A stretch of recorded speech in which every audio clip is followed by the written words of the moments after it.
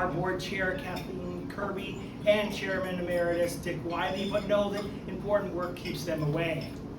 TMI has a rich history of conducting events like this one. This organization provides an outstanding forum to convene speakers with interesting viewpoints, including those that many may be considered provocative to some. We should expect no less when First Amendment issues are at stake. Speech, assembly, press, religion, and petition. These rights were protected by our founders from an over-aggressive government. But sport requires extensive vigilance and increasing diligence. So TMI will be there, discussing, convening, and when necessary, litigating on First Amendment issues involving the vast, ever-changing media industries. You should know that TMI is planning an exciting next few months for Luncheon speakers. Next month, our Luncheon will feature Arpan Sura, wireless space OET and international advisor to Chairman Carr at the FCC and the agency's Chief Artificial Intelligence Officer. Mark your calendars for May 13th in this same room. In June, we'll hear from Kate Riley, President and CEO of America's Public Television Stations. Over the last year, public broadcasting has experienced the most significant changes since its inception, so we'll be able to hear Ms. Riley's insights firsthand. Right now, I'd like to turn to our program. TMI is incredibly honored to have with us a longtime supporter of our mission, either explicitly or implicitly through his great work in Congress. Senator Gardner was born and raised in Yuma, a small town on the eastern plains of Colorado. He graduated from Colorado State University, earned his law degree from the University of Colorado at Boulder. After 5 years as a U.S. Senate staff, he was elected to the Colorado House of Representatives, and 6 years later, he was elected to the U.S. House of Representatives. In 2015, he was elected to the U.S. Senate from the Rocky Mountain State. He was named President and CEO of NCTA, the Internet and Television Association, in September 2025. From his many government positions to his current role at a leading association, he is richly experienced in issues of matter to this audience. Please join me in welcoming our speaker to the Media Institute to share thoughts on pressing issues in the communications and technology industry. Senator Gardner, the floor is yours.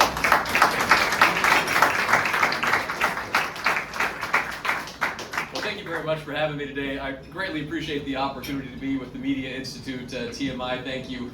Great to see all of you. Some I've met for the first time today. Others, you've had the misfortune of knowing me for a while, so I apologize to you. I especially apologize to poor Martha Heller, because Martha got stuck between two Colorado guys. And what do two Colorado guys start talking about when we're together? Water. It's always about water. And so we were talking about Colorado River and calls on the river. So if you want to know what we've discussed here, zero spectrum policy. It was all water. So we can get into that. If anybody has any questions about the doctrine of prior appropriations, I am happy to share the insight that didn't really get me good grades in law school. Anyway, great to be with all of you. To Commissioner O'Reilly, it's the exact reason why members of Congress need to be nice to everybody who testifies before them. Because someday they may be introducing you and holding the pen at the event that you're attending. And so, I have a sign on my desk in my office at home that just says, "Be nice."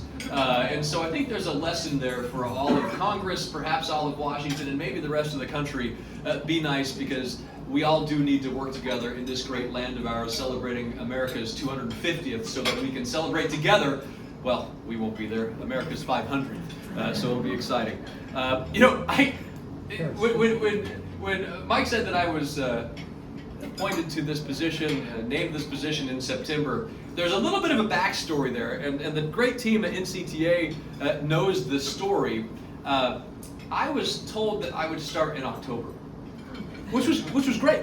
And then about a week or two later, they called and said, "Hey, we've got this little convention that if you could start a week earlier, that'd be great."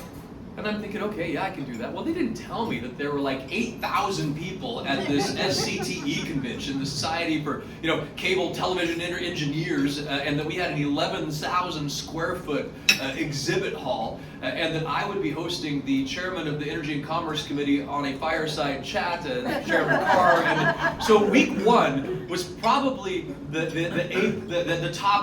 pinnacle of my time at NCTA. So sorry for everything else that comes from that. NCTA, as you know, is an incredible organization. And about a year ago, when we started having conversations about the opportunity to work, I was absolutely very interested, very excited, but very worried, because Michael Powell had such an incredible background. As chairman of the FCC, his understanding of the industry and what he brings to NCTA is so different than my background and my skill set. I guess it's like, he's got the AI insight and I have the Radio Shack insight. So I mean, we were trying to blend the two, but it's been an incredible opportunity to learn from Chairman Powell, to learn from the team at NCTA, and of course our amazing members. And we have this incredible body of membership too, right? We have the whole entire spectrum of connectivity together. We have both the providers, broadband, the connectivity cable, but we also have the content creators, the operators, the programmers. You all know that. I'm trying to explain this to my kids, and they have no idea what I'm talking about. So two things help my kids understand what I do, and it's defined everything I do, and they now think that it's the most amazing thing on earth. One, when I was calling board members up, just to introduce myself to them, to get their ideas and to make sure they knew how to reach me, I called up Jimmy Pitaro, one of our board members, the CEO of ESPN. It just so happened that I was in the car with the kids and we were driving to the Denver airport because we were going to Knoxville to the Tennessee-Georgia football game. And so I didn't even think about this, right? So I say, oh yeah, no, we're just going to the Tennessee-Georgia football game. He's like, you are? Well, College Game Day is there. And I'm thinking, I am now a hero to my 14-year-old son. So take the family, we go to College Game Day at the University of Tennessee. It was like, my kids now think that this is amazing. So the second thing happens, like week one on the job. I did not know this. There's a lot of things I didn't know about it, but one of the things that I did not know was that as a CEO, president of NCTA, along with Curtis may have already done this from NAB, we share responsibility for the TV Monitoring Oversight Board, and we rotate the chairmanship of the TV Monitoring Oversight Board. And this is the body, of course, that puts ratings onto television programs. And so I was trying to explain and be relevant to my kids about what I was doing, and I shared that experience with them. And so my 14-year-old son says, so Dad, let me get this straight. You go to football games and watch TV all day. That's what you do. And I have not been able to convince him of anything else yet. So that's just it. And you can imagine, and you've all had these moments with your families and experiences when we get into spectrum conversations and the 6-7 conversations come up. The kids for a while thought you were being really cool, then they realized that's your job and you're talking about it all the time. It's not funny anymore, Dad. I'm like, I'm not trying to be funny, it's just we have to deal with it anyway. So that's been that. Look, the learning experience has been incredible. My background, of course, growing up in a small town in eastern Colorado, connectivity was near and dear to my heart. In a rural area, I've told this story to some of you already. We had one radio station, and that radio station only played country. And I'm not talking about modern day country, I'm talking about like the very first origins of country. That's all they played, and I think they went off the air like at 5 in the afternoon, and we couldn't get anything else. But we did have cable, right? And that was the one branch, the one way that we could reach into the rest of society. And we didn't have internet, we didn't have VCRs, we had this cable opportunity. We finally got Fox somewhere around the time I was going to college, so I finally could tell my friends that I got to see The Simpsons, which we couldn't talk about in high school, so we didn't have it. So my dad was on city council. And I remember him going through some of the municipal franchise wars at the time, and I was kind of nerdy, right? And very deeply, awkwardly interested in what was happening at city council for a city council in a town that probably met once every 2 months. That was it. But every Friday night, our connection to the outside world remember Friday night videos? And so we held up, and I'm sorry to the lawyers in the room, and I know I violated a lot of laws when we did this, but we would hold up our cassette recorder, press play and record, and hold it next to the speaker on the TV so that we could play it for the rest of the week and have the top 40. So that's how we connected ourselves to the outside world. Now fast forward, our family also owned a farm equipment dealership. For 106 years, my family sold farm equipment. This business started by my great-granddad. And you think about the changes that industry has seen, and I'm going to wrap it into this conversation too, so oh my God, he's gone crazy, he's talking about tractors. But you think about that industry starting with horse-drawn plows. My granddad worked there to see what happened. The very first advanced farming system using precision guided satellite systems, global positioning systems that I sold was to an 80-year-old farmer. And so my great-granddad watched the time where we had horse-drawn plows to the time that we were self-driving tractors, self-steering with satellite-guided systems to know exactly where you were in the field. I remember this very first system, a guy named Benny Cantrell. He had to be 80, 85 years old, and we were very nervous about it. They let me sell it, which is dangerous, but they said, hey, you've got to learn this system. So we bought a backup system, had it in the dealership so that we knew it was back. We used the PCMCIA cards, the PIN data cards, that was the system we had in the cab of the combine. Sure enough, in the middle of harvest, in the middle of wheat harvest, he comes in and he says, I can't get this thing to work. So I take it, and I'm like, I have no idea how to get it work. So I put it into the system and plug it into the drive, trying to download the data. And pretty soon he says, 85 years old, he says, hey, just get out of the way. I think I understand what's going on. He types in something, and pretty soon, boom, all the data starts downloading, all the maps show up, everything. I'm like, how did you do that, Ben? He says, I used to work at Radio Shack in the 50s. So there's a reason, a theme that I have with Radio Shack there. But it's that connectivity that brings me here today, and the excitement and passion that I have for this industry. Because it's the content that's created that defines ourselves. The things that we share, the good and the bad of our society. So thank you to TMI for the work that you do to share the good, to share the bad, to talk about the things that matter in our society, to stand for free speech and to be a champion of information, and to make sure that that gets into the hands of the American people. Thank you for what you do, freedom of press. I teach my kids all the time that there's a reason why we have the First Amendment being first, because from it all other rights cannot stand if we lose it. And so thank you for what you do in being those champions, because it matters when you get to see a story about our country's history on the news, when you see it in a movie. One of my most proud accomplishments is from one of the darkest periods of American history. As a member of the Senate living in eastern Colorado, we're 100 plus miles away from an area known as Camp Amachi, a Japanese American internment site. Executive order that required Japanese Americans to be interned at sites across the country. And we were able to get that site included into the national park system, designated so that whatever happens in our country, we will always have this opportunity to learn from the past, to make sure we recognize our mistakes so that we don't do it again. So I very much feel that this organization deserves the thanks and praise for making sure that we share the greatness of this country, that we share the good things being done, that we also talk about what matters and those things that connect us so that we can avoid mistakes in the past. The issue set that we deal with today, some of the things simply weren't on the dance card when I was starting this position. I knew obviously that we would have conversations about spectrum and Wi-Fi, what it means. And if you think about the great workhorse of the internet that is Wi-Fi, it has done so much to revolutionize the work that we do, the competitive offerings that we have. It's truly remarkable. In fact, if you look at a lot of the news that's been in the space lately, you can see pricing, affordability headlines across the country. One of the biggest success stories of pricing and affordability relates to that Wi-Fi opportunity.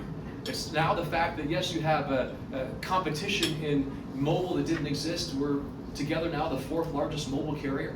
90% of mobile data gets carried over Wi-Fi. We're driving down costs. Last year alone, I think we saved about $5 billion to the American consumer, about $1,200 a year, because of the opportunities we've had to create that competition, to use that system in place that we've had, the innovation that has occurred. The administration did the right thing years ago when they said, hey, we're going to take 6 gigahertz and we're going to make sure that we protect it for Wi-Fi. It's incredibly important policy that will generate between 2023 and 2027 almost $10 trillion in economic activity. Beyond that, it's even greater. And if you think about the opportunities to expand Wi-Fi into lower 7, those innovations, those dollars, that opportunity is even greater. But we need to make sure that we don't shortcut ourselves and extinguish opportunities before we can fully realize them. To make sure that we have opportunities to expand, because we don't know what innovation can occur if we take the opportunity away. What is the opportunity cost, the lost innovation, when you can't go into lower 7, or if efforts materialize to say, hey, well, let's try to reverse the decision to protect 6, or go into upper 6 for something. If you start taking those pieces away, it hurts the innovation and the opportunity that's driving down costs, creating trillions of dollars of economic opportunity. So I'm excited about that work that we have to do. It's foundational, what we do, the connectivity that we have. Just like you know, the name of our organization, NCTA, National Cable Television Association, just like a stock car. There's very few stock parts left in a stock car. There's very little cable left in cable.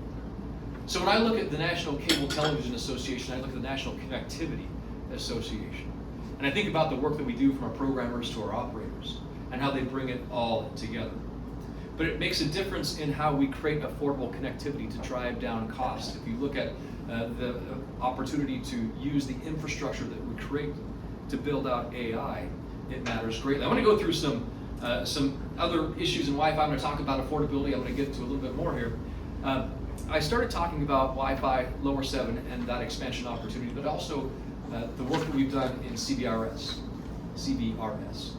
If you think about our organization, we really are about optionality. We're about an all-of-the-above strategy. Unlicensed is incredibly important in the opportunity that it creates. I think to the American consumer, it means the difference between having affordable opportunity or not. If you look at the licensed role that we play in Spectrum, it's incredibly important. If you look at shared opportunity, it's incredibly important. And so to have that all-of-the-above spectrum policy, something that we can enshrine, means a lot of opportunities for development, innovation, the American consumer. If you look at one of those shared opportunities, it's in CBRS. We've seen great success across the country, whether it's fire mitigation in California, a reservation in the heartland of our country, or a stadium around the nation. The ability to build these CBRS networks, or even going into a store and checking out without actually going to the cashier, just picking it up, walking out. The CBRS network opportunity is real. But we have to make sure that we treat that policy right. We have to make sure that we don't increase power levels. We have to make sure that we end up with a shared future of this spectrum that will actually allow us to grow and fully implement. Billions and billions of dollars have been invested, with billions more on the way, and the opportunity to create innovations that we don't fully know yet because we're just getting started and excited. We've seen an over 200% increase in that investment already into CBRS and CBRS technologies, and that shared spectrum, spectrum framework is incredibly important to the future of how we are going to manage spectrum going forward. So we talked about CBRS, we've talked about that mid-band 6-7 going into lower 7 and the opportunities that creates, and strengthening these opportunities, not lessening them, not weakening them, but giving us an opportunity to thrive and to grow. It all leads to the affordable connectivity that we care so much about. Unlike many goods, services, and offerings that we've seen today, we're actually driving down the cost of connectivity. We've actually seen a decrease in a number of plans, down 9% year over year. The cost per megabit has fallen by roughly 80% since 2015, reflecting sustained investment in faster, more efficient networks. We've talked about how 92% of U.S. households now have access to low-cost broadband. When I was growing up, in the middle of fights between companies that were laying landlines across the pastures that would get cut when somebody would come in and put a new fence. And now we have so many opportunities in that little tiny town, 3 different providers to choose from, all giving us incredible speed, incredible affordability, and going into those opportunities like mobile offerings that I talked about before, and how we can use that to drive down cost to increase competition and create new opportunity. We're also driving down the cost of energy consumption. Over $1 billion a year in energy savings thanks to the work that we're doing in that innovation along all of those devices. Have you ever gone to your house and turned off the lights at night and just walked into a room and seen how many blue lights are flashing or red lights are on? What's the word for it? I think vampire energy use. If you think about the work that we're doing, $1 billion in savings, and that work continues today because of the investments that we are making. I forgot something at the house this morning that I wanted to bring because it relates back again to, yes, tractors. And it was a book that I found. My family didn't throw a thing away. They kept everything. I think I found like my great-great-grandparents' dentures when we were going through. I mean it, that's not a joke. I mean, sadly, I was like, this is frightening. I also found this book. It was a 1930 International Harvester McCormick during tractor salesman book. And it was all about how to convince farmers to give up their horse and to start using tractors. And they went through this question and answer section in this book. It had a list of every single farmer in the country who'd given up their horse and started using tractors. So you could say, hey, have you talked to Ed? Ed's got a tractor, not a horse. You should go talk to Ed. And so you think about this book, and then it had this myth buster section in the book. And one of the myths was, well, if you start building factories to build tractors, you're not going to have any farmland left because you're going to cover them up with factories to build tractors. Well, I said that's not true. That's not going to happen. Went into a couple of other myths. But then there were these great comments about how efficiencies could build from this modernization, how it could give you more time, allow you to diversify, allow you to expand. And then there was this senator from Senator Capps in Kansas in 1930. And he has this quote in there, and he says, "Machines are not to be ignored, they are to be used." And so I read this right before we went to before I attended the State of the Net event. And I started thinking about what that meant for where we are in technology today, and it's AI. The same conversations we were having in the 1930s about giving up your horse are the same conversations we're having today. Not about, well, maybe we are talking in some people's minds about data centers that are covering all of the landscape. But those same concerns in different capacities have been echoed for generations and will continue to. But that's why at NCTA we developed a sort of 6-point plan about an initiative when it comes to AI called Core AI. Because if we don't have connectivity, if we don't have the workforce, if we don't have the investment and the research and development and the societal framework, we're not going to succeed at AI. So everything that I've talked about today builds on those core AI components and strategies. And so we laid out the 6 points to make sure that we invest in infrastructure as part of a core AI strategy. Because if we don't have the infrastructure, the connectivity, the backbone that our membership represents, we will not succeed at the household of AI. We have to avoid a patchwork of state laws. My home state of Colorado. Thank you. Gary told me his trick on clapping. So thank you very much for that. I applaud. I appreciate it, Gary. It was all CTA people clapping. Yeah, that's all CTA people clapping. I've learned a lot from Gary. Today was about clapping. And I've learned about associations. He's trying to bring me on and help me up to speed, so I appreciate it. But the patchwork, look what's happened in Colorado. Our largest public company has left Colorado as a result of Colorado's law. Palantir, headquartered in Colorado, no longer. They've moved.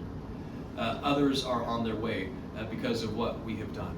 We need to prioritize and focus on AI research and development to make sure that breakthroughs in spectrum efficiency, for example, can continue. We need to make sure that we're protecting copyright, intellectual property rights. If you look at some of the technologies out there, lawsuits that have been involved with some people in this room, we need to make sure that we are advancing frameworks that sustain that investment in content and alongside that AI investment. We need to make sure we have a workforce that's ready. This morning, there was an article, I don't know if it was in one of the Hill newsletters or not, maybe it was in Axios, that it talked about the number of colleges that do or do not allow AI in the classroom or teach AI. And I think the bottom figure was 11% that prohibit it. And how are we teaching a future workforce to be that future workforce if we're saying, don't use the machines? We have to do better. And so we make sure that we prepare those workers, but we also have a conversation with the American people about what it means. Years ago, there was an article in The Atlantic written by Henry Kissinger, and he talked about whether or not we were prepared as a country, as a society, as a government for what happens with AI. He followed that up several years later with Eric Schmidt, another co-author, right before his passing, and he talked about where we were. Now, obviously, he had a sort of a somewhat skeptical eye when he wrote the first one, then realized that it was moving and what we needed to do to build that framework. But we have to make sure that every part of our society, our neighbors, every nook and cranny, are ready to meet this future, to be a part of it, educated, trained, prepared, and that we have a system of structures and governments and ethics response around it. I had a friend of mine who was a truck driver, and Colorado had just had the first ever commercial delivery of a fully autonomous truck. And there's a product that you're probably thinking Colorado is associated with, and it was probably that product that it was delivered. No, it was not marijuana. It was beer, the second most popular product in Colorado. And it was a fully autonomous delivery, the first time ever. And my friend came up to me and he said, "Hey, did you see that story about the truck delivery?" And I said, "Yeah, wasn't it great? Wasn't even thinking about it." And he looked at me and says, "Well, yeah, but what's going to happen to me?" We need to be able, from a policymaker level, from a business level, we need to be able to answer that question, yeah, what's going to happen to me? So part of that core AI framework is to put together all of the pieces that matter. Those pieces don't matter if we don't have opportunities to work on routers that we can get to the American consumer. So we need to make sure that we have a robust manufacturing capability in this country built with clarity and understanding of what is expected in our router system, so that we can make sure that we have security, that we promote national security, but we do so in a way that is affordable, convenient to consumers, and gives clear direction and guidance and availability for innovation and continued advancement into next generations of Wi-Fi and beyond.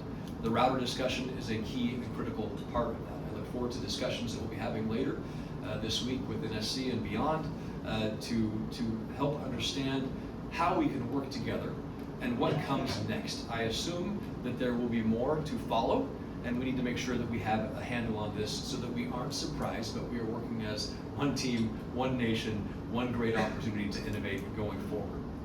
This issue is also framed around the question of memory chip shortages. I know many of you have been involved in these conversations for a number of years, but it's reaching a critical point. And it ties into the router question.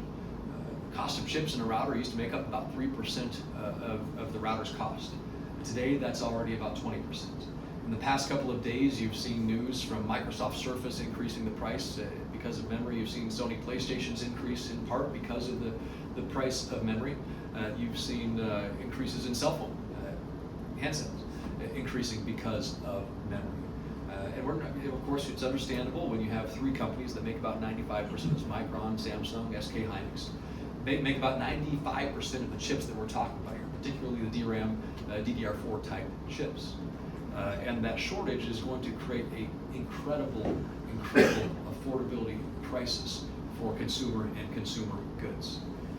As AI demand increases, those companies increasingly shift their focus to higher margin products like high bandwidth memory, HBM, and it's understandable that they want to be involved. But we can't cut off part of the economy that relies from automotive to your router and beyond, that relies on the chips that we need to make sure are available for affordable innovation and opportunity going forward. We project a 12x, if not more, price increase in the cost by the end of this year. And we've had some already report 700 to 800% year-over-year price increase concerns, and that is going to hurt consumers. And if this administration wants to succeed with its AI Project Genesis, we need to combine all of the issues that we've talked about to make it successful. We need to have the right and smart spectrum policy. The approach that we've talked about. We need to make sure that we have memory chips available to enable it, to grow, to make sure it flourishes. We need the core AI principles to be implemented to succeed, to make sure the infrastructure is there, to make sure the workforce innovation is there, and the investment is there. Things like a strategic memory chip reserve could be an incredible part of this. What kind of tax provisions can we look at to make this acceptable? How do we convince new manufacturers to get involved? What are we doing to make sure that we expand the playing field while we get through this moment? I've talked a lot longer than I thought I was going to talk, and I apologize. I guess that's a sin in habit. By the way, I love talking about artificial intelligence. There's no better place to talk about artificial intelligence than Washington, D.C. It is a fantastic place to do this. But in a city where sound travels faster than light, I will quit talking and turn it over to you. Thank you, Commissioner. Thank you.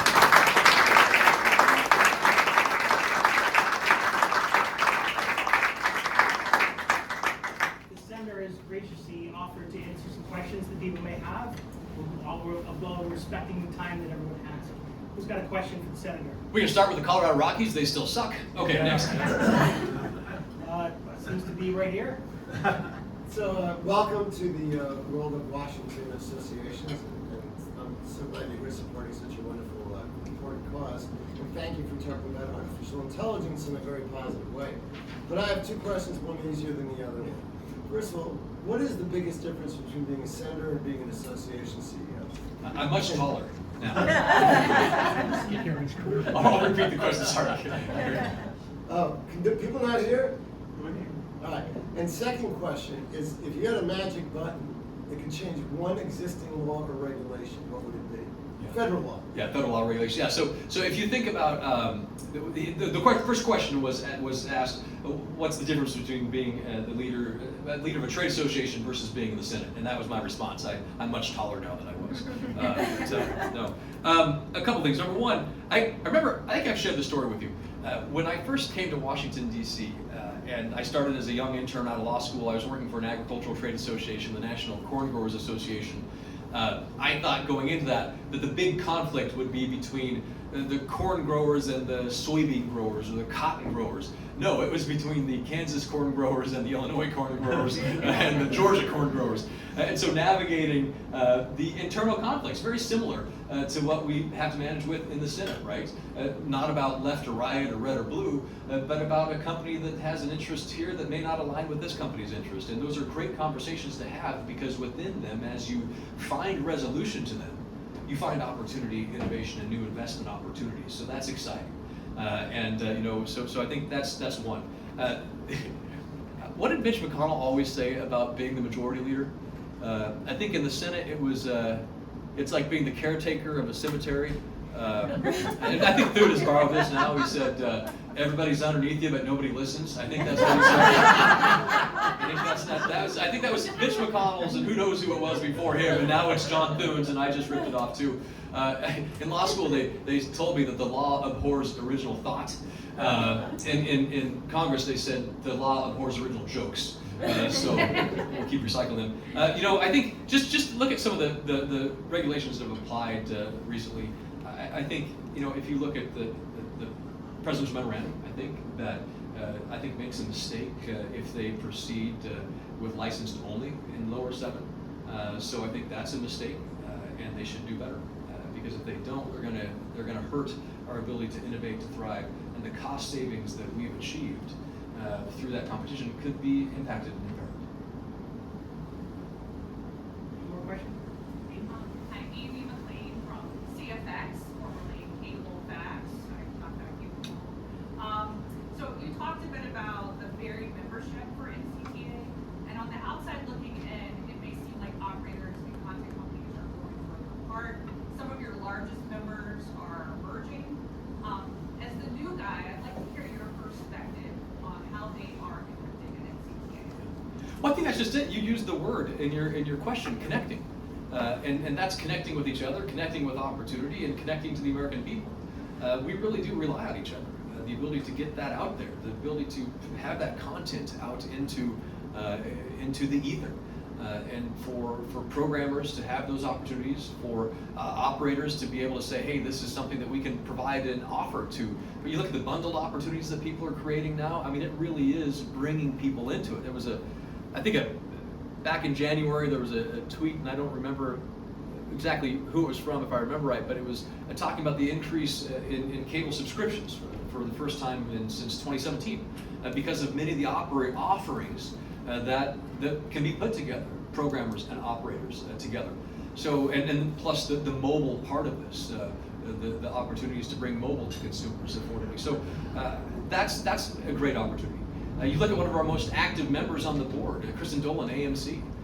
It's exciting to work with her and to see that passion and opportunity that we create, because we don't succeed without the connectivity that content creates, and I don't think content creates without the connectivity that we can bring. So they do still work together, as much as people don't want to see it, or perhaps maybe it's a competitive advantage to not admit it. Any last questions? Well, please thank Senator. Thanks for having me today.